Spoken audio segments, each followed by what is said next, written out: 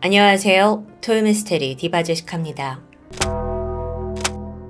2002년 7월 18일 영국에 살던 중년 여성 마가렛은 필리핀에서 걸려온 예상치 못한 전화를 받게 됩니다. 아들의 동업자이자 친구인 마이크였어요. 참고로 아들 스티브는 필리핀에서 컴퓨터 개발 회사를 운영하고 있었는데요. 어머니, 스티븐이 사고를 당했어요. 엄마는 심장이 철렁 내려앉았죠. 그래서 지금 얼마나 심각한 상태냐? 라고 떨리는 목소리로 물었는데 돌아온 대답은 이미 사망했습니다. 스티븐 알스턴 데이비스, 1970년생으로 영국 노팅엄 출신입니다. 그는 어릴 때부터 쾌활한 성격에 유머 감각이 좋아서 늘 주변 사람을 즐겁게 했다고 해요. 가족이며 친구들 다 그와 함께 있으면 깔깔거릴 정도로 웃음이 끊이지 않았어요. 유쾌한 사람인 거죠. 그러다 유년 시절 불행이 찾아옵니다. 14살이 되던 해에 아버지가 불의의 사고로 돌아가셨기 때문인데 이후 집안의 분위기가 급격히 무거워집니다. 그래서 스티브는 좀 빠르게 처리된 것 같아요. 특히나 어머니 그리고 두 여동생을 대신해서 가장의 역할을 하게 된 거죠. 그러다 얼마 후 엄마에게 새로운 사랑이 찾아와요. 새아버지가 생기면서 첫째 아들 스티븐의 어깨도 다소 가벼워지는 듯 했습니다. 10대 때의 이 아들은 또래 애들처럼 컴퓨터를 좋아했습니다. 사실은 완전히 푹 빠져 있었어요. 성인이 돼서는 이 노팅엄에 있는 한 컴퓨터 관련 회사에 취직을 하게 되는데 그러다 21살이 되던 해 흥미로운 제안을 받게 되죠. 지금보다 3배 높은 급여를 주겠다라는 제안인데 단 홍콩에 있는 지사로 파견된다라는 게 조건이었죠. 스티븐은 단번에 제안을 수락합니다. 하지만 평생을 영국에서 살아온 그가 이 타국 생활, 특히나 아시아에서 생활한다는 건 좀 적응이 쉽지 않았다고 해요. 그렇게 처음엔 전전긍긍 하다가 결국 새로운 취미에 눈을 뜨게 되죠. 그는 이 홍콩에서 2시간 정도 떨어진 필리핀 앙헬레스 시티에서 경비행기 조종사 클럽에 가입합니다. 취미로 경비행기 조종하면서 취미도 찾고 또 삶의 활력도 다시 되찾게 돼요. 그러면서 자연스럽게 스티브는 쉬는 날이면 또는 휴가 때마다 필리핀에서 머무는 시간이 많아졌고요. 그러던 어느 날 그는 필리핀 시내에 있는 한 술집을 방문했는데 사실 여기가 이렇게 건전한 술집은 아니었어요. 여성들이 무대에서 공연을 하고 또 뒤로는 성매매가 이뤄지던 곳입니다. 그리고 그 중엔 15살 소녀 에블린 보홀도 있었습니다. 에블린, 이 여성은 필리핀에서도 외딴 섬에서 태어나 자랐습니다. 이 섬이 전기, 수도도 없는 그야말로 오지나 다름없다고 해요.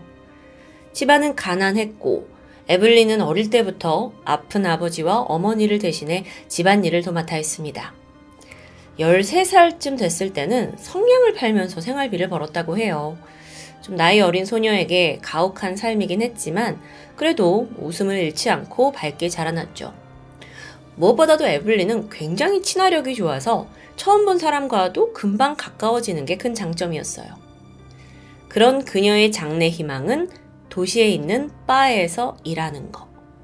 거기서 외국인 남자를 만나 결혼하는 게 꿈이었습니다. 물론 이런 사고의 흐름이 좀 잘 이해가 안 되실 수도 있어요. 필리핀은 워낙 외국인을 대상으로 한 산업이 발달돼 있습니다. 그렇다 보니 이 어린 소녀 또한 내 이 힘든 처지를 벗어나기 위해서는 아예 외국인을 만나서 여기를 좀 뜨고 좀 삶이 나아지겠다라는 소망이 있었던 거예요. 그렇게 15살이 됐을 때 에블린은 그 소망대로 앙헬레스에 있는 한 술집에 취직을 하는데 여기에는 에블린 같은 어린 소녀들이 성매매를 하면서 돈을 벌던 곳입니다. 스티븐과 에블린, 첫 만남에서 아주 강력한 이끌림을 느꼈다고 합니다. 당시 에블린은요, 언니 신분증을 빌려서 자기 나이를 21살로 속였어요. 그리고 나서 곧 두 사람이 이제 연애를 하게 되죠. 그러니까 스티븐은 이 아이가 미성년자인 걸 몰랐던 거고요. 그렇게 관계를 이어오다가 2년 후에 스티븐이 드디어 영국 돈으로 500파운드, 그러니까 한화로는 약 90만 원 정도 되는 돈을 지불해서 에블린에게 자유를 선물하게 돼요. 참고로 당시 에블린이 하룻밤 성매매 값으로 1파운드를 받았다고 해요. 아주 큰 돈은 아니죠. 그게 더 가혹하고요. 근데 이 술집에 진 빚이 있어가지고 빠져나오지 못하고 있던 걸 스티븐이 돈을 내서 그녀를 구해낸 거예요. 그렇게 이후 이제 두 사람은 관계를 이어오다가 스티븐이 정식으로 에블린에게 청혼을 합니다. 이 순간은 에블린의 꿈이 이루어지는 그런 모먼트였죠. 그간 스티븐은 매춘업에 종사하고 있는 에블린을 진심으로 가여워했어요. 그리고 또 사랑하니까 이런 결정을 했던 거죠. 하지만 그가 간과한 사실이 하나 있습니다. 물론 전부라고 말할 수는 없지만 특히나 필리핀 바에서 일하는 그 매춘부들 사이에서는요. 사실 여기에 뭐 강제로 끌려왔다기보다는 돈과 더 나은 삶을 위해서 자의로 이 직업을 선택한 사람들이 꽤 있거든요. 다른 직업을 찾아 나선 사람도 있다고 해요. 그러다 결국에 와, 이거만큼 돈을 잘 벌 수 있는 게 없다 싶어서 돌아오는 이들이 많다고 합니다. 하지만 스티븐으로서는 어땠을까요? 보통 자기는 이제 서구 언론을 접하잖아요. 그러면 이렇게 필리핀 바에서 일하는 성매매 아이들은 뭐 약간 인신매매 피해자라고 묘사가 됐고 또 자기도 그렇게 인식을 했기 때문에 현실을 직시하진 못했죠. 스티븐은 내가 사랑하는 에블린을 구해야겠다라는 열망에 휩싸여 있었습니다. 특히나 생각해보세요. 이런 생각을 가진 데는 어릴 적에 아버지를 잃고 두 여동생을 직접 돌봤던 그 경험이 반영된 게 아닌가 싶어요. 그러니까 아버지 없이 자라는 자기 동생들을 봤으니 에블린한테도 어떤 그런 좀 동정심이 들었던 것 같고요. 어쨌든 청혼을 하고 결혼 준비를 하던 중이었는데 그 와중에 사실 에블린이 실제로는 나이가 훨씬 더 어린 미성년자라는 것도 알게 됩니다. 근데 뭐 스티븐한테 더 이상 그게 걸림돌은 아니었어요. 하지만 이 소식을 듣게 된 스티븐의 어머니 입장은 좀 다릅니다. 아니 아들이 필리핀에 가서 매춘부를 그것도 10살이나 어린 여성을 아내로 맞이한다? 쉽게 이걸 누가 받아들입니까? 근데 이제 마가렛 어머니는 애써 이건 아들이 선택한 거다 라고 존중해 주기로 하죠. 1997년 두 사람은 결혼식을 올렸고 에벨린은 그야말로 꿈같은 나날들을 보내게 됩니다. 스티븐은 아내와 같이 하기 위해서 아예 홍콩을 떠나서 필리핀으로 이주했어요. 거기서 친구 마이크와 동업을 하면서 컴퓨터 개발자로 충분한 돈을 벌게 되죠. 그는 앙헬레스 시내에 있는 고급 주택을 구매했고요. 또 가정부를 고용합니다. 별도로 매달 에블린에게 약 1000파운드의 용돈을 주고요. 생각해보면 하룻밤에 1파운드 받고 성매매를 하던 여성이 이제 매달 1000파운드, 그러니까 한 170만 원 정도를 마음껏 받아서 쓸 수 있게 된 거죠. 한편 남편 스티븐은 처가댁도 살뜰하게 챙겼다고 해요. 장인어른한테 낚시를 할 수 있는 보트를 선물했고요. 또 에블린 부모는 당연히 좋은 집으로 이사를 했고요. 그야말로 외국인 사위가 이 집안을 멱살 잡고 살려낸 거죠. 어느덧 시간이 흘러 결혼 3년 차가 됩니다. 둘 사이에는 아이 2명이 생기거든요. 각각 제시카와 조슈아. 이렇게 뭐 제법 안정적인 가정을 이루었는데 영국에 있던 어머니 마가렛은 여전히 좀 마음에 걸리는 점이 하나 있었습니다. 평소 스티븐이 비디오 카메라로 생활을 하는 모습을 녹화를 해서 그걸 영국 가족들한테 공유했어요. 외국에 사니까 자주 볼 수 없으니까요. 브이로그 같은 걸 찍었다고 볼 수 있죠.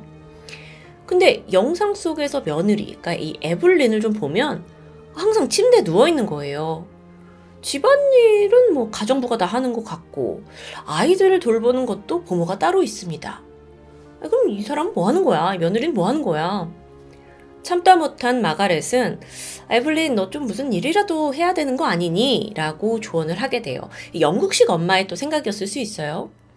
근데 이제 여기에 대해 아들은 엄마, 아내는 저한테 정말 공주 같은 사람이에요. 그런 얘기 하지 마세요. 내버려 두세요. 라고 반박하고요. 뭐 아들이 괜찮다는데 남편이 괜찮다는데 어쩌겠어요. 하지만 에블린의 진짜 문제는 따로 있었습니다. 게으른 게 문제가 아니라요. 매일 누군가와 전화를 해요. 낄낄거리고 웃어대고 심지어 약간 이 전화를 받을 때 막 설레어하는 그런 표정이랄까요? 근데 또 이와 반대로 최근 들어 남편 스티븐에게 부쩍 짜증을 내기 시작했죠. 네, 예상되시죠? 그녀에게 내연남이 생긴 겁니다. 그 내연남의 정체는 당시 필리핀 경비업체에서 일하고 있던 아놀드, 필리핀 사람이에요. 그가 받던 연봉은 참고로 한 1000파운드 정도였다고 해요. 그러니까 약간 생활의 격차가 분명히 있었을 텐데 이 아놀드에게 푹 빠진 에블린이 그 남자의 1년치 연봉과 맞먹는 1000파운드짜리 막 오토바이를 선물하기도 합니다. 근데 이 돈이 어디서 났냐? 사실 이 돈이 남편이 딸 제시카를 유치원에 보내라 라면서 준 돈이었어요. 이거 문제가 될 텐데요. 얼마 후에 이제 아빠 스티븐이 직접 딸을 유치원에 픽업하기 위해서 혼자 가게 돼요. 근데 거기서 충격적인 사실을 알게 되죠? 아니, 딸애가 유치원에 등록조차 되어 있지 않은 거예요. 화가 나서 아내에게 갔죠. 아니, 교육비로 준 돈을 다 어디에 썼냐? 막 이렇게 추궁을 하는데 이때 에블린은 오히려 화를 내면서 대화를 아예 거부합니다. 그러니까 대화 자체가 단절된 거예요. 그만큼 부부관계도 신뢰에 금이 갔고요. 이렇게 나온다고? 결국 스티브는 아내에게 주던 용돈을 끊게 돼요. 이렇게 하면 그녀가 다시 예전처럼 사랑스러운 아내로 또 믿음직한 엄마로 돌아올 거라고 믿었던 겁니다. 하지만 예상은 빗나갔죠. 에블린은 돈을 구하기 위해서 자신의 결혼 반지를 팔아요. 이걸 알게 된 스티브는 좌절했죠. 이거 뭐 결혼 생활 끝내자는 거잖아요. 두 사람은 점점 어긋났고 결국 스티븐 역시 집 밖에서 보내는 시간이 점점 많아집니다. 주말에는 출장을 핑계로 친구와 수영장에서 풀파티를 즐겼다고 해요. 근데 그럼에도 불구하고 스티븐은 가정을 지키고 싶은 마음이 분명히 있었죠. 그래서 어느 날 에블린에게 가서 아니 당신은 두 아이의 엄마이지 않냐. 이렇게 살지 말고 직업을 구하거나 아니면 대학이라도 다니면서 좀 더 생산적인 삶을 살고 우리 관계도 회복해보자 라고 제안합니다. 근데 이 말을 들을 에블린이 아니었죠. 둘 사이는 점점 큰 갈등으로 치닫았고 스티븐은 마침내 이혼을 결심하게 되는데 그리고 나서 그가 갑작스러운 사고로 사망한 겁니다. 이게 시기적으로 참 오묘해요. 그럼 도대체 무슨 사고를 당했냐? 2002년 7월 17일 그날 스티븐과 마이크는 밤 10시까지 마닐라에 있는 자신들의 사무실에서 업무를 하고 있었습니다. 그러다 10시 45분쯤 근처에 있는 아파트로 함께 이동해요. 이 아파트가 이제 평소 두 사람이 숙소로 사용하던 곳이거든요. 그러니까 각자 집은 있지만 회사랑 집이 너무 머니까 평일엔 이곳에서 머물렀다고 합니다. 그 아파트에 들어가서 두 사람 각자의 방에 들어가 잠이 들었죠. 그러다 새벽 2시 뭔가 낯선 인기척에 마이크가 놀라서 눈을 떱니다. 그 순간 벌컥 방문이 열리더니 괴한 3명이 들이닥쳐요. 그중 한 명이 마이크 머리에 총구를 겨누더니 말합니다. 네가 스티븐이야? 마이크는 여기서 일단 겁에 너무 질려서 고개를 저었어요. 아니라고. 그랬더니 바로 이 3명이 옆방으로 향했죠. 스티븐이 있는 곳이요. 그리고 잠시 후 탕탕탕탕 이렇게 4발의 총성이 울립니다. 그러더니 후다닥 괴한들이 아파트를 빠져나가요. 마이크가 서둘러 옆방으로 갔죠. 그랬더니 스티븐은 이미 총에 맞아서 피범벅이 돼 있고 숨도 끊어진 상태였습니다. 마이크가 경찰에 신고를 했고 또 그와 동시에 가장 가까운 가족인 아내 에블린에게 전화를 걸게 되거든요. 근데 아무리 전화를 걸어도 받질 않아요. 결국 전화를 받은 건 사건 발생 4시간이 지난 새벽 6시쯤이었습니다. 그래서 막 이 마이크가 에블린 어떡하죠? 지금 스티븐이 괴한의 총에 맞아 사망했어요. 막 이렇게 흐느끼는데 이 말에 어쩐 일인지 에블린은 굉장히 담담한 반응이었습니다. 이후 스티븐의 어머니 마가렛이 즉각 다음날 필리핀에 도착해요. 아들의 죽음이라뇨. 너무 고통스럽죠. 아니 아무리 필리핀 치안이 안 좋다 해도 뭐 갑자기 집에 괴한이 들어와서 이게 무슨 허망한 죽음이에요. 그런데 장례를 치르는 내내 그녀는 며느리 에블린에게 다소 거리감이 느껴졌다고 할까? 뭔가 낯선 기분을 느꼈습니다. 시어머니한테 단 한 번도 말을 걸지 않는 거예요. 거의 눈길조차 주지 않으면서 모르는 사람 취급을 한달까요? 아주 냉랭하죠. 장례식이 다 끝나고 나서도 마가렛은 이 손주 둘을 돌보기 위해서 이 자기 아들의 집 에블린과 함께 머물게 되는데 이때 며느리 태도 역시 차가웠습니다. 그래서 이런 생각이 들어요. 얘가 나한테 왜 이럴까? 한편 사건을 조사하던 필리핀 경찰은 수사 초기에는 뭔가 사업으로 얽힌 관계가 있는 게 아니냐라고 의심을 했습니다. 왜냐면 범인들이 정확하게 이들의 숙소를 알고 찾아왔잖아요. 그러니까 뭐 회사 직원이 아닐까? 거래처 사람들 아닐까? 라고 탐문을 했지만 혐의점은 나오지 않습니다. 이들 모두 스티븐 다 좋은 사람이었다 라고만 말하죠. 그런데 이 와중에 어머니 마가렛 그리고 동업자 친구 마이크는 이미 한 사람을 강력하게 의심하고 있었어요. 아내 에블린이었죠.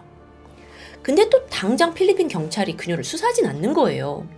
그래서 마가렛이 필리핀 전직 경찰관 출신의 사설 탐정을 고용합니다. 진실을 파헤치기 시작한 거죠. 그 마가렛은요, 이때 내가 범인을 찾아내기 전까지 절대 이 필리핀을 떠나지 않으리라 굳게 다짐하게 됩니다. 의뢰를 받게 된 사설 탐정, 그는 에벌린의 집 근처에서 24시간 잠복하면서 그녀를 계속 관찰했어요. 그리고 바로 수상한 움직임이 포착됐죠. 유독 에블린의 집에 자주 들락거리는 남성 2명이 있더라고요. 그중 한 명은 에블린의 내연남 아놀드였고요. 또 다른 한 명은 아놀드의 지인 알렉산더였습니다. 이것만 봐도 수상하잖아요. 그래서 탐정이 이 사실을 경찰에 알려요. 이게 신빙성이 있다고 판단한 경찰이 두 남성의 사진을 가지고 마이크에게 보여줬죠. 왜냐하면 마이크가 그 현장에서 유일하게 괴한을 본 목격자니까요. 그러자 마이크가 맞아요. 이 사람들이에요. 이렇게 맞다고 하는 거예요. 그렇게 두 괴한이 즉각 체포가 됩니다. 근데 문제가 있어요. 여전히 유죄를 입증하기엔 지금 증거가 굉장히 부족한 상황이에요. 여기서 마가렛은요, 일단 자기 영국 삶도 있고 또 3명 중에 범인 2를 잡았다는 것에 안도하면서 영국 집으로 돌아가요. 하지만 영국에서도 필리핀 경찰과 연락을 하면서 계속 수사를 요청했죠. 그 과정에서 사비로 수사 활동을 지원하기도 했다고 해요. 이게 좀 필리핀 경찰 상황 아시죠, 여러분? 자기가 경찰한테 돈을 줘서 더 수사를 열심히 하게 만든 거죠. 그렇게 준 돈이 55,000파운드, 거의 1억 원에 가깝습니다. 그렇게 아들을 잃은 어머니의 끈질긴 집념은 사건 발생 19개월 만에 드디어 빛을 발하기 시작합니다. 당시 마가렛은 경찰뿐만 아니라 에블린의 주변인들과도 계속 연락을 주고받았어요. 그 중에는 에블린의 친언니 지나라는 사람과 그녀의 남편 로빈도 있었거든요. 그러니까 이게 사실 에블린의 다 가족들이죠. 근데 마가렛이 계속 지극정성으로 연락하고 나는 아들을 잃은 엄마다. 난 진실을 알고 싶다. 이 모성의 마음이 그들을 움직인 것 같아요. 로빈, 그러니까 에블린의 제부가 아주 어렵게 진실을 털어놓습니다. 사실은요, 그러니까 사실 저도 그날 밤 현장에 있었어요. 네, 그 아직 검거 전이었던 3번째 괴한이 그 제부 로빈이었던 겁니다. 이 셋을 모아서 스티븐의 살인을 지시한 건 누구냐? 네, 예상대로 에블린이었고요. 로빈의 증언에 따르면 에블린은 미리 사람들을 다 포섭해둔 상황이었습니다. 남자친구 아놀드, 제부 로빈, 그리고 아놀드의 지인 알렉산더까지. 어떻게 꼬드겼냐면 내 남편 통장에 현금이 두둑하다. 내 남편만 죽으면 이 재산 다 같이 나눠 갖자라고 한 거예요. 그 남편과 마이크가 같이 머무는 숙소에 열쇠를 제공한 것 역시 아내였습니다.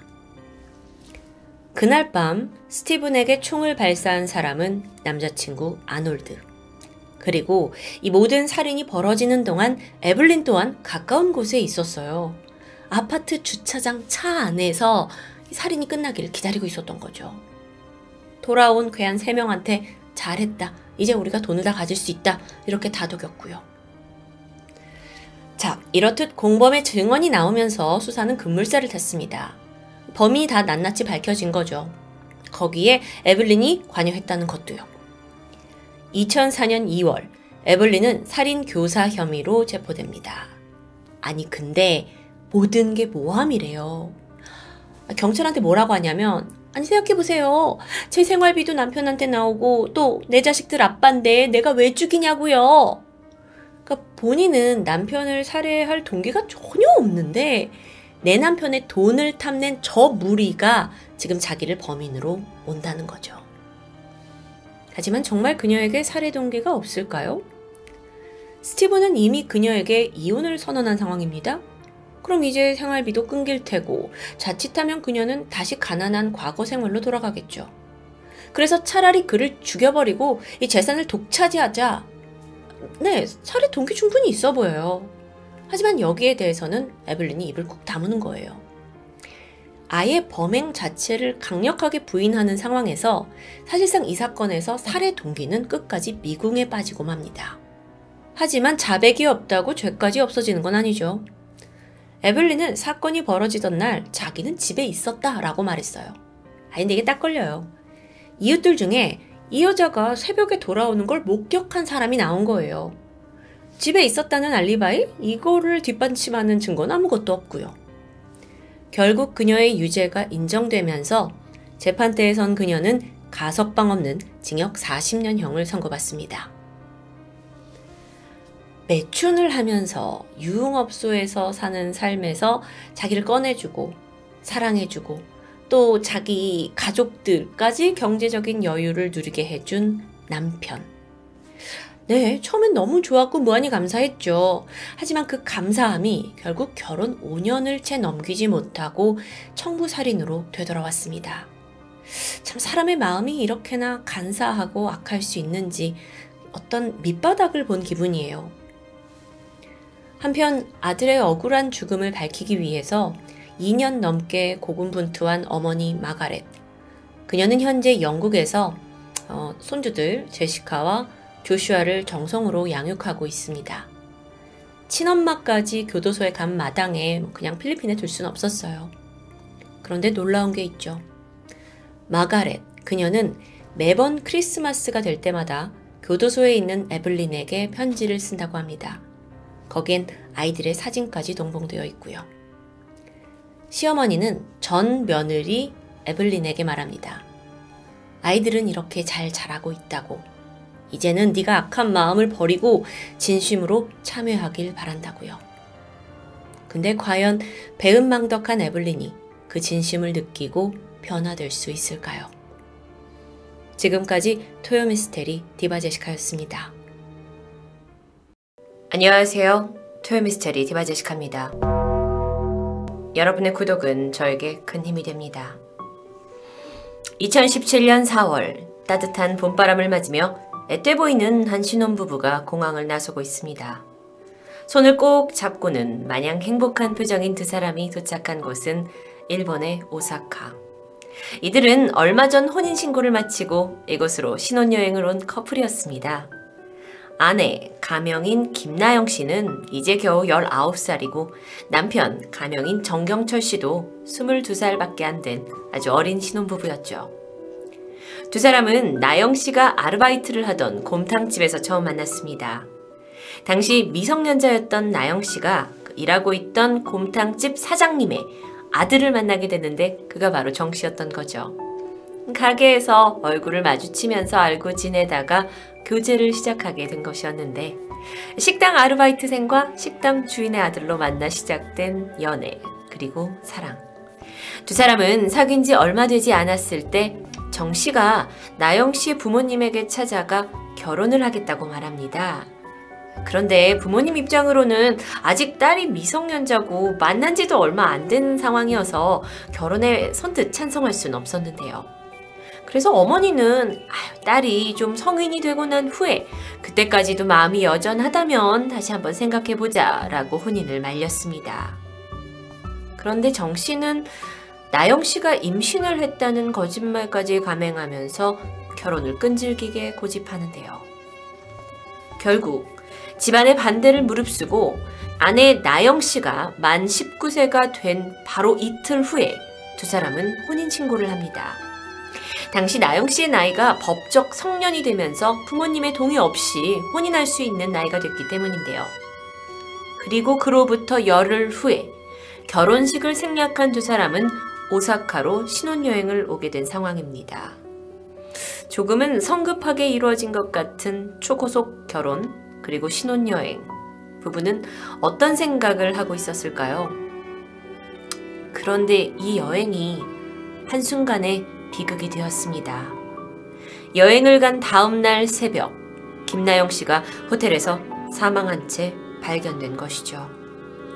이 현장에서 그녀의 죽음을 목격한 유일한 사람은 남편 정 씨로, 그의 증언에 따르면 자신이 소파에 앉아 잠깐 졸고 있던 사이 화장실에서 쿵 하는 소리가 났고 가보니까 아내가 바닥에서 호흡곤란과 발작 증세를 보이고 있었다고 말합니다. 이후 그녀는 그곳에서 숨을 거뒀는데요. 아니, 갑자기 이렇게 사망한 원인은 무엇이었을까요? 화장실에서는 김나영 씨가 쓰러지면서 생긴 혈흔과 함께 주사기 그리고 고농도의 니코틴 원액이 담긴 병이 발견되었습니다. 남편은 당시에 쓰러진 아내를 보고 신고를 했고 얼마 후에 일본 현지 경찰이 도착을 했을 때 아내가 우울증 때문에 자살을 한 것 같다고 말합니다. 부검을 해보니 나영 씨의 사망 원인은 급성 니코틴 중독, 그러니까 주사기를 이용해서 몸에 니코틴을 주입한 것으로 보이는데요. 이 니코틴 원액이라는 게 몸에 소량만 들어가도 치명적인 독극물로 잘 알려져 있습니다. 경찰은 남편의 진술과 부검 결과 그리고 시신에 다른 상처나 몸싸움 흔적이 없다라는 점을 근거로 이 사건을 자살로 마무리 지었습니다. 이후에 정 씨는 아내의 가족과 지인들에게 전화를 걸어서 비보를 알렸죠. 평소 우울증이 있던 아내가 만취 상태에서 순간의 감정을 이기지 못해서 니코틴을 주사했고 죽음으로 이어졌다고 설명합니다. 이어 남편은 일본에서 아내의 시신을 화장까지 하고 기극을 하게 되는데, 당시에 그가 지인들에게 전했던 말을 좀 들어보면 나영이가 어릴 때부터 학대를 당했어. 나영이 사정을 알고 내가 지켜줘야겠다고 생각했던 거지. 내가 그녀와 살면 행복할 것 같았거든. 이렇게 비통한 심경을 전했는데요. 거기에 덧붙여 어린 시절 학대, 우울증, 평소 자해까지 했다라고 털어놓으며 주변에 적지 않은 충격을 주게 됩니다. 이후 아내가 사망하고 약 1년 동안 정 씨는 자신의 SNS에 꾸준히 아내를 그리워하는 글을 올렸습니다. 너무 보고 싶다. 꿈에 그녀가 나왔다. 우리가 평생 사랑했어야 했다. 등등. 이때까지만 해도 그는 어린 나이에 아내를 잃은 안타까운 사연을 가진 청년처럼 보였습니다. 하지만 수상한 점들이 발견되기 시작했죠. 오사카로 신혼여행을 가던 날 정 씨는 공항에서 아내에게 여행자 보험에 가입하도록 한 사실이 밝혀졌는데, 이 보험이 만약 여행 중에 나영 씨가 사망하게 되면 보험금 1억 5천만 원을 보장하는 내용이었고 그 수령인은 남편이었습니다. 그리고 가입한 지 바로 다음날 아내가 사망하게 된 거죠. 물론 이건 충분히 있을 수 있습니다. 해외여행을 가기 전에 여행자 보험을 드는 일들이 자주 있으니까요. 그런데 점점 더 이상한 점들이 드러납니다. 경찰에 보험회사 직원이 신고를 하게 되는데 그 내용이 보니까 아내 사망보험금을 타러 온 사람이 좀 이상했다. 그리고 경찰에 조사를 의뢰하게 된 겁니다. 실제로 알아보니 정 씨는 아내를 잃고 열흘 만에 사망보험금을 청구합니다. 사실 사랑하는 사람을 잃은 그 사람이 이렇게 빨리 보험금을 타려고 하는 것은 분명 의아한 부분이 있고, 또 게다가 그의 그 목소리에서도 슬픔이 전혀 느껴지지 않았기 때문에 직원이 신고를 하게 된 것이었는데요. 게다가요, 보험자가 자살을 한 경우에 돈을 받을 수 없습니다 라고 직원이 설명하자 그의 얼굴에는 아쉬워하는 표정이 만연했다고 합니다. 그렇게 잠시 멈칫하던 정 씨가 혹시 가입된 다른 보험이 있는지 알아볼 순 없나요? 라고 요청까지 했던 거죠. 이 신고를 접수받은 경찰은 조사에 착수했고 먼저 정 씨의 말대로 나영 씨가 정말 우울증 같은 정신질환이 있었는지를 살폈습니다. 그런데 결과는 전혀 아닙니다. 오히려 나영 씨는 신혼여행 후에 취업을 하겠다 하고 이제 면접을 볼 계획까지 세우고 있었고요. 미래의 자녀 이름을 생각해서 정 씨 성을 가진 그 아이의 이름을 검색한 흔적까지 발견됩니다. 나영 씨의 가족 또한 아니 딸이 우울증 증후가 전혀 없던 아주 명랑한 아이라고 말하는데요.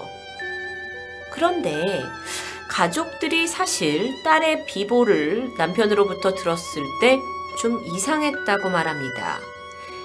사위가 정 씨가 일본에서 국제전화비가 많이 나온다면서 이 사망 소식을 카카오톡으로 전했고 이거에 놀란 부모들이 부랴부랴 일본에 가게 되니까 굉장히 웃는 얼굴로 인사를 하더니 자신은 친구랑 약속이 있다면서 자리를 떠났다고 하는데요. 그러다가 결정적으로 정 씨가 친구들과 나눈 채팅방에서 범행을 암시하는 글이 발견됩니다. 2달 뒤에는 버릴 거야. 목적이 있으니까 얘랑 만나는 거지.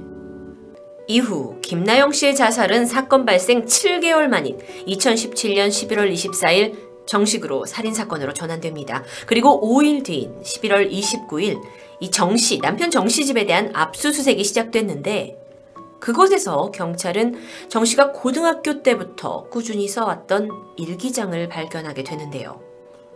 아내를 보니 베일에 쌓여있던 충격적인 내용이 들어있었습니다. 김나영 씨와 결혼하기 전부터 그녀 앞으로 계획적으로 보험을 가입할 것이고 이후에 그 돈을 타내기 위해서 어떠한 살인 시나리오를 할지가 적혀 있었던 겁니다. 실제로 나영 씨를 살해할 때 썼던 니코틴 방식 외에도 칼로 찔러서 절벽 아래로 밀어버리기 이런 것처럼 만약을 위한 다른 살인 수법을 구상한 내용도 적혀 있었습니다. 이 외에도 햄스터를 구해서 니코틴 실험을 해봐야겠다 또는 나영이를 어떻게 해서든 우울증으로 만들어야겠다 시비를 걸어서라도 한 달에 한 번씩은 싸워야 한다 라고 쓴 끔찍한 내용까지 발견됩니다. 이뿐만 아니라 그의 스마트폰 기록에서 남편 니코틴 살인이라는 그러니까 니코틴을 이용한 다른 살인사건을 검색한 기록까지 발견되죠. 정 씨의 숨겨진 모습은 여기서 끝이 아닙니다. 그렇게 아내를 그리워하면서 SNS에 글을 올리던 당시 사실 그는 다른 온라인 커뮤니티에 미성년자들에 대한 음담패설과 사진을 꾸준히 올렸던 사실이 밝혀지는데요. 게다가 그 부모님이 운영하시는 식당에서 거기서 일하는 여자 알바생에게 접근을 해서 너를 보니까 죽은 아내가 생각난다면서 만남을 제안한 사실도 드러납니다. 경찰은 일단 이러한 상황들을 종합해 봤을 때 정 씨가 니코틴을 사용해 아내를 살해한 것이라고 판단했고 결국 그는 재판에 오르게 됩니다. 그런데 이쯤 되면 끝날 만도 한 이 사건은 계속 이어집니다. 경찰이 그의 일기장에서 새로운 인물을 발견하게 된 거죠. 바로 정 씨의 고등학교 동창인 가명 황수연 씨였는데요. 이 일기장을 읽다 보니까 이 황수연 씨, 그녀를 통해서 정 씨가 니코틴 원액을 구했다라는 내용이 발견됐고 경찰이 조사를 해보니까 지난 2016년에 두 사람이 함께 일본을 다녀온 사실이 밝혀집니다. 그래서 형사들은 두 사람이 사전에 범죄를 예행 연습한 것이구나 라고 여겼고 황 씨를 공범으로 지목합니다. 2018년 1월 31일 황 씨에 대한 조사가 시작됩니다. 그러면서 황 씨가 뭐라고 했냐?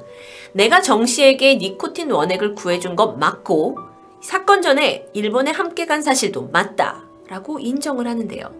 그런데 여기서 놀라운 이야기가 있었습니다.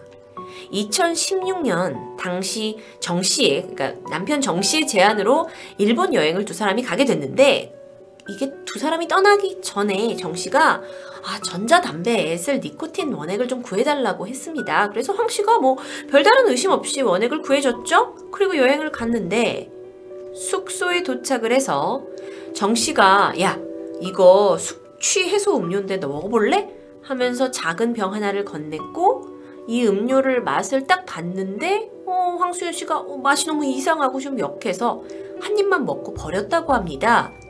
그런데 다음 날부터 황 씨가 이유를 모른 채 계속 끙끙 앓은 사실이 있는 겁니다. 이 부분은 경찰이 봤을 때 니코틴 중독 증세와 일치해 보였는데요. 즉, 황 씨가 공범이 아닌 또 다른 사전 피해자일 수도 있다는 얘기입니다. 이후 경찰은 정 씨가 황수연 씨 이름으로 여행자 보험을 들어놓고 그 수령인으로 본인 이름을 넣었다라는 사실까지 발견합니다. 정말 모든 것들이 그를 범인으로 몰고 있었죠. 나영 씨와 수법까지 동일합니다. 정 씨가 아내를 살해하기 전 동창에게도 같은 수법으로 살인을 시도했다가 미수에 그쳤다는 의혹. 정 씨는 어떻게 반응했을까요? 처음 조사에서 살인을 전면 부인하면서 나는 아니다 라고 강력히 주장했지만 이내 말을 바꿔서 사실 자살을 하려고 했던 나영이 내 아내를 내가 도와준 것이다 라고 말합니다. 워낙 심한 우울증을 앓고 있던 아내가 술을 먹고 감정이 막 욱해지면서 자신의 자살을 도와달라고 부탁을 했고 어쩔 수 없이 니코틴 주사기를 꽂아주기만 했다라고 말한 것이죠. 그리고 친구 황 씨와의 여행에서 음료에 니코틴 원액을 탄 것은 맞지만 그건 그냥 장난을 친 것뿐이라고 설명합니다. 미꾸라지처럼 요리조리 빠져나가는 것처럼 보였죠. 사실 보면 나영 씨의 시신은 이미 화장을 마친 상태였고 경찰로서는 그의 위증을 밝힐 만한 증거들을 더욱더 많이 찾아야 했습니다. 그래서 하나하나 남아있는 증거들을 살펴보다가 문득 부검 결과에 주목합니다. 당시 김나영 씨의 위장에서 니코틴이 검출됐는데 팔에다가 니코틴을 주사했다면 결코 위장에서 이게 나올 수 없는 결과라고 합니다.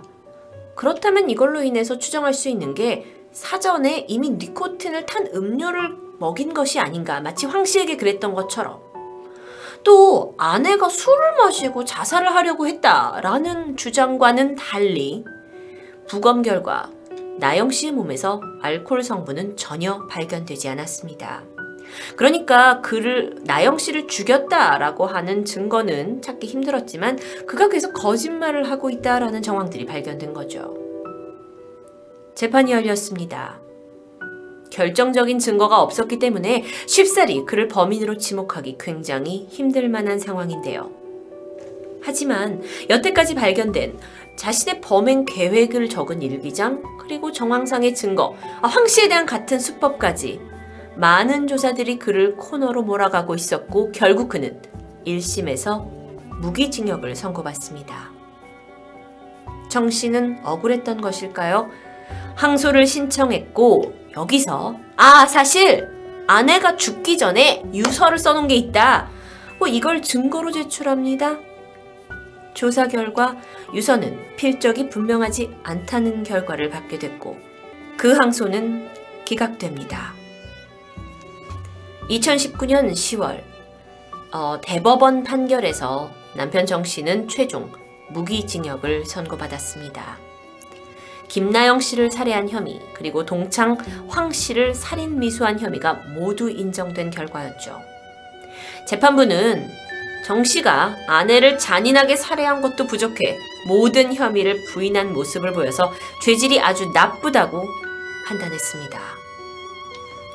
드디어 죗값을 치르게 된 정 씨. 그런데 그가 남긴 말이 화제가 되었습니다. 그가 조사 중에 형사님, 제 버킷리스트 중에 하나가 경찰서에서 밤샘 조사를 받는 거예요. 저 밤새도록 조사 좀 해주세요. 이 말은 실제로 정 씨가 형사에게 했던 말입니다. 그는 사랑하는 아내를 잃은 사람이라고 보이지 않을 정도로 담담했고 조사 중에도 슬픔이나 분노의 감정을 거의 드러내지 않았다고 전해지는데요. 또한 이어진 정 씨의 사이코패스 검사 결과는 40점 만점에 26점. 일명 어금니 아빠라고 알려진 이영학보다 1점이 더 높은 수치라고 합니다. 만약에 이 사건이 증거 불충분으로 정 씨가 풀려났다면 어쩌면 우리는 또 다른 살인을 묵인한 결과였을 수도 있습니다. 무기징역이 선고된 정 씨는 과연 지금 감옥에서 진정으로 자신의 죄를 속죄하며 반성하고 있을까요? 토요미스테리 디바제시카였습니다.